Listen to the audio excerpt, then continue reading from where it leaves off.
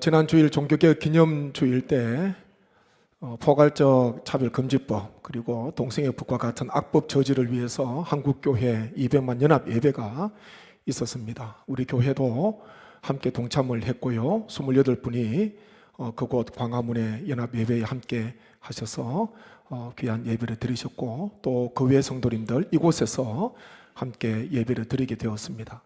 예배가 2시간 30분, 결코 짧지 않은 시간인데 주최 측에서 잘 준비를 했습니다. 은혜를 많이 받았고요.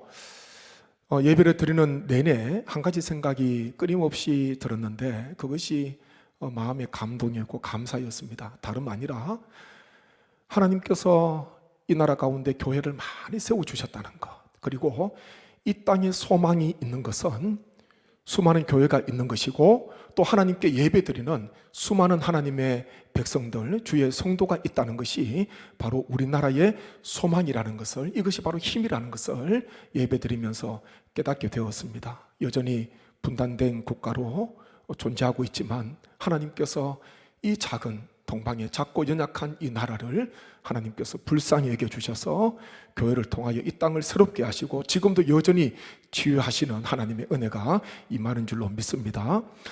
특별히 예배 가운데 연합 찬양대 찬양 제목이 웨이메이커였습니다. 외국 찬양인데요, 길을 만드시는 분, 길을 만드시는 주, 그런 찬양인데 가사가 대략 이렇습니다. 가사를 보시면, 새 길을 행하시는 주, 큰 기적을 행하시는 주, 비록 내게 보이지 않아도, 비록 내게 느껴지지 않아도 하나님은 멈추시지 않네. 하나님은 새 일을 행하시네. 주 여기 역사하시네. 나 예배해. 주 여기 함께 하시네.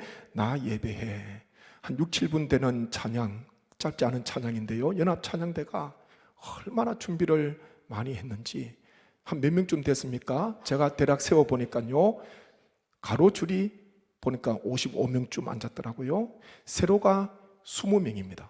그래서 55 곱하기 20 하면은 1100명이 나오고요, 앞에 오케스트라가 악기를 가지고요 수십 명이 찬양을 드리게 되었는데, 아마 그때 그 자리에 있었던 그 찬양대원들, 또 지휘하시는 분, 반주하시는 분들, 평생 신앙의 간증이 아닐까. 보는 우리도 얼마나 마음에 벅찬 감동이 있습니까?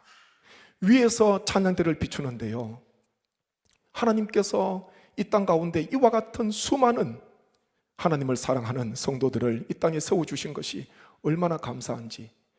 끊임없이 불렀던 찬양, 그것은요, 비록 눈에 보이지 않아도, 비록 내가 느끼지 못한다 하더라도 하나님께서는 여전히 역사하고 계시고, 하나님께서는 여전히 일을 하고 계시고, 우리 하나님은 어떤 분이십니까? 일을 준비하시고 행하시고 성취하시는 분이신 줄로 믿습니다.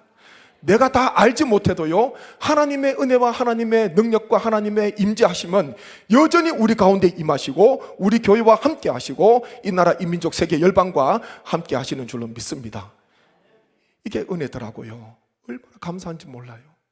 우리 하나님 함께 하지 않으시면 이 땅에 소망이 있습니까?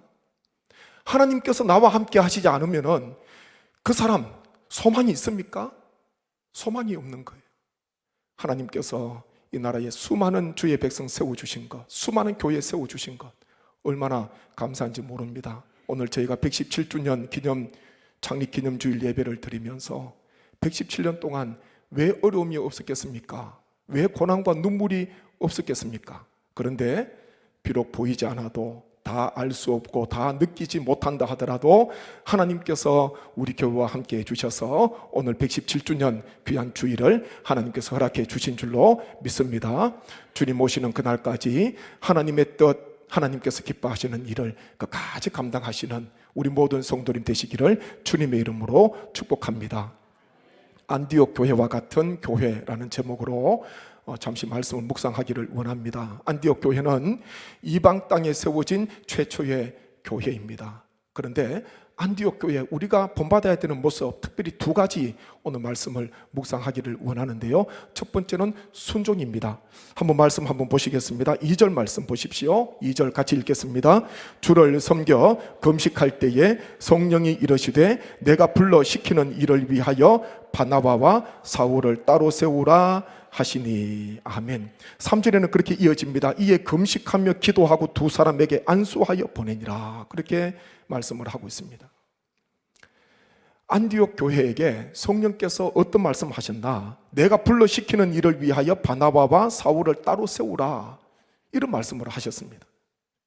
그러니까 안디옥 교회 성도가요, 성령께서 지시하신 대로, 하나님의 명령대로 바나바와 바울을 따로 세우고 금식기도한 후에 두 사람에게 안수하여 보냈다, 파송했다, 그렇게 기록을 하고 있습니다. 모든 것 다 알고 한 게 아닙니다. 이 두 사람 앞으로 어떤 일을 할지 다 알고 파송한 게 아니에요. 더군다나 순종하기 어려운 것은 이 바나바와 바울이 어떤 인물입니까? 안디옥 교회가 복음을 듣고 부흥한다는 소식을 듣고 예루살렘 교회에서 바나바를, 성령이 충만하고 칭찬받는 바나바를 파송하지 않습니까? 바나바는 가서요, 길리기아 다소 고향에 가 있는 바울을 찾아가서 바울을 데리고 와서 함께 1년 동안 무리를 가르치게 됩니다. 사역자로 헌신했다는 것입니다. 이 두 사람이 와서 사역할 때에 많은 사람들이 죽게 더하여지는 놀라운 은혜가 임하게 되는데, 성령께서 말씀하시는 것은 이 안디옥 교회의 기둥과도 같은, 정말 중심 인물과도 같은 두 사역자 바나바와 바울을 하나님께서 기도하고 보내라는 거예요. 하나님의 일을 위해서 보내라, 그렇게 말씀을 하셨습니다. 만약 주님의 이 말씀 듣고 난 뒤에, 주님 왜 이 두 사람입니까? 이제 교회가 더 많이 부흥하고 이 두 사람 바나바와 바울은 우리 교회에 꼭 있어야 됩니다. 다른 사람 보내면 안 되겠습니까? 다른 사람 파송하면 안 되겠습니까? 보니까 그런 반문이 없습니다. 바울과 바나바, 그 안디옥 교회에 꼭 있어야 되는 중심 인물입니다. 혹 두 사람이 없게 되면은 또 이 안디옥 교회가 어려움을 받을 수도 있겠지만은, 안디옥 교회 성도들은요, 아무 말 하지 않고 성령께서 말씀하시는 그 말씀에 전적으로 순종하였다는 것입니다. 이것이 첫 번째 안디옥 교회의 탁월한 점입니다. 안디옥 교회는요, 성령에 민감하였고 하나님 말씀을 듣고 난 뒤에 차일피일 미루지도 않았습니다. 좀 전에 읽은 3절 말씀 제가 읽어드렸잖아요. 이에 금식하며 기도하고 두 사람에게 안수하여 보내니라, 그렇게 말씀합니다. 전적으로 순종했어요. 주님께서 산상보훈, 산에서 주옥과도 같은 말씀을 전하시고 난 뒤에 주님께서 말씀하시잖아요. 두 가지 집을 말씀하셨습니다. 하나는 반석 위에 지어진 집, 하나는 모래 위에 지어진 집. 다 말씀을 들었습니다. 그런데 이 수많은 사람들, 어떤 사람은 반석 위에 집을 짓는 사람이 있을 거고 어떤 사람은 모래 위에 집을 짓는 사람이 있을 것이다. 차이가 어디냐 하면요, 어디서 차이 나냐 하면은 말씀 들은 것은 똑같은데 순종의 여부에 따라서 그 차이가 나타났다는 것입니다. 주의 말씀을 듣고 순종한 사람은 마치 그 집을 반석 위에 지은 지혜로운 사람 같다, 그렇게 말씀하고요. 주의 말씀을 들었지만 순종하지 않는, 행하지 않는 사람은 그 집을 모래 위에 지은 어리석은 사람과 같다. 언제 표시납니까? 비바람이 불고 창소가 나고 또 물난리가 나게 되면은 확연하게 드러나는 거예요. 반석 위에 지은 집 흔들리지 않습니다. 넘어지지 않습니다. 그런데 모래 위에 지은 집 넘어지는 거예요. 하나님 말씀에 순종하는 교회, 하나님 말씀을 듣고 어렵지만은 하나님 말씀에 복종하고 순종하는 그 성도, 하나님께서 어려움 중에 창소가 나고 비바람이 불 때에 하나님께서 그 교회를 붙들어 주시고 하나님께서 그 성도를 붙들어 주실 줄 믿습니다. 순종 여부에 차이가 있는 거예요. 하나님께서는 순종하는 자를 기뻐하십니다. 주님께서 산에서 이제 다 산에 내려가서 각자 일터로 집으로 가야 되는, 생활 속으로 들어가야 되는 그 무리들에게, 제자들에게 아주 중요한 말씀, 이곳에서 다 같은 주의 말씀을 들었지만은, 그렇지만 내려가서 이 말씀 행하지 않으면, 주의 말씀, 하나님 말씀 순종하지 않으면 힘이 없을 거야. 모래 위에 집을 짓는 어리석음과 같은 어리석은 인생이 될 것이다, 그렇게 말씀을 하신 것입니다. 안디옥 교회, 우리가 본받아야 되는 것은요, 순종입니다. 성령께서 하나님의 일, 사람의 일이 아니라 하나님의 일을 위하여서, 하나님의 계획과 하나님의 뜻을 위하여서 두 사람을 세우고 보내라 명하셨을 때에 하나님 말씀에 전적으로 순종하여서 바울과 바나바를 따로 세우고 파송했다는 것입니다. 우리 교회가 주님 다시 오시는 그날까지 안디옥 교회처럼 하나님의 말씀에 전적으로 순종하시는 귀한 교회 되기를 주님의 이름으로 축복합니다. 두 번째는요, 헌신입니다. 안디옥 교회는 헌신하였습니다. 오늘 읽은 말씀 2절 앞에 보게 되면 그렇게 말씀하는데요, 2절 앞에 한번 보십시오. 같이 읽겠습니다. 주를 섬겨 금식할 때에 성령이 이르시되. 아멘. 성령께서 언제 찾아오셨나, 성령께서 언제 말씀하셨나 보니까요, 주를 섬겨 금식할 때에 그렇게 말씀하고 있습니다. 주를 섬겨 금식할 때라는 것은요, 하나님의 일을 위하여서 헌신하고자 하는 마음을 품었을 때 그때를 이야기하고 있습니다. 헌신하는 마음이 전혀 없는데 성령께서 오셔서 말씀하신 게 아니에요. 성령께서 언제 오셔서 말씀하셨나, 우리는 여기에 주목을 해야 됩니다. 어떻게 하면 하나님을 잘 섬길까? 어떻게 하면 헌신할까? 어떻게 하면 주님을 기쁘시게 할까? 그와 같은 마음이 안디옥 교회 성도들 마음속에 가득했을 때에 성령께서 오셔서 그때 말씀을 하셨습니다. 그러니까 하나님 말씀, 성령께서 지시하시는 말씀에 순종할 수가 있었다는 것입니다. 순종을 하려면요, 먼저 우선돼야 되는 게 있습니다. 그게 뭐냐 하면요, 헌신입니다.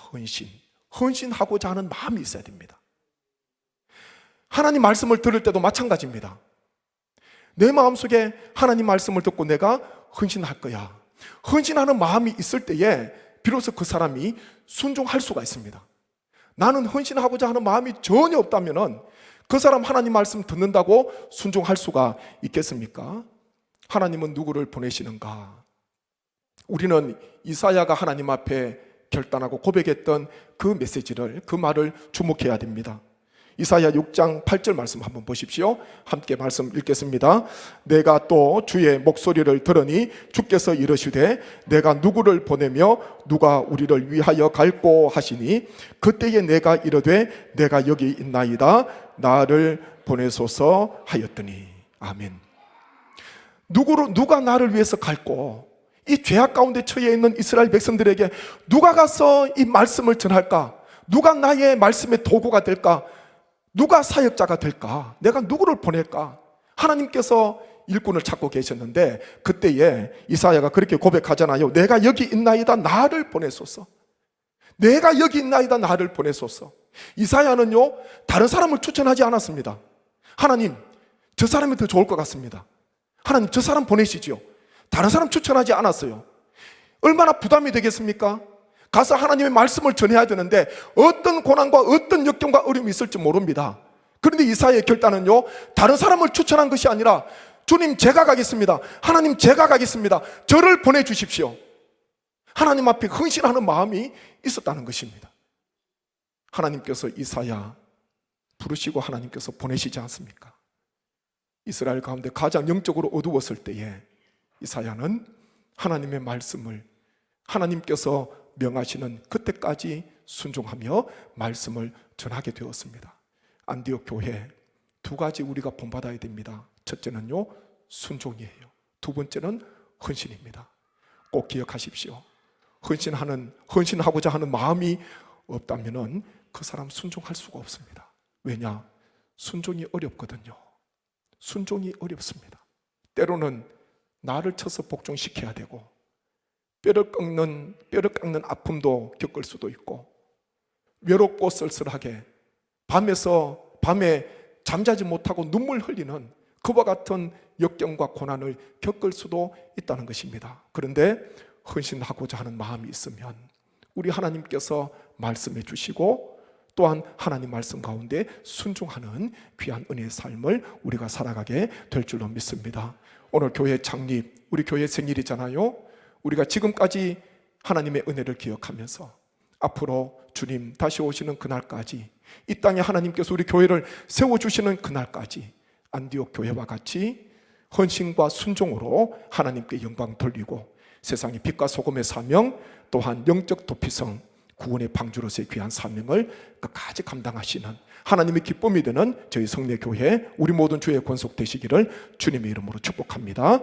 합심해서 기도하기를 원합니다. 아버지 하나님, 헌신하고자 하는 마음이 없으면 결코 하나님 말씀을 들어도 순종할 수가 없습니다. 하나님, 우리 교회 오늘 창립 117주년을 맞이하였는데 안디옥 교회와 같은 헌신과 순종의 교회가 되게 하여 주옵소서. 어렵고 비록 힘들지만은, 눈에 보이지 않지만은, 느껴지지 않지만은 우리와 함께 하시는, 우리 교회를 붙들고 계시고 우리를 보내시고 우리 교회를 통하여 일하시는 하나님을 바라보며 끝까지 쓰임받는 교회 되게 하여 주옵소서. 함께 기도하겠습니다.